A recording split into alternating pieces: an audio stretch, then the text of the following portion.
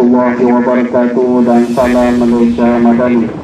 Tuan-tuan dan puan-puan, ini adalah pengkongsian maklumat daripada Pusat Penerangan Daerah KM.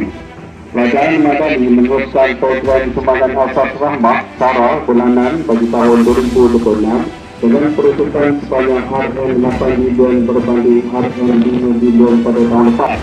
Penyaluran SARA bulanan ini bermula pada 9 Januari 2026 bakal memanfaatkan lebih 8.1 juta penerima.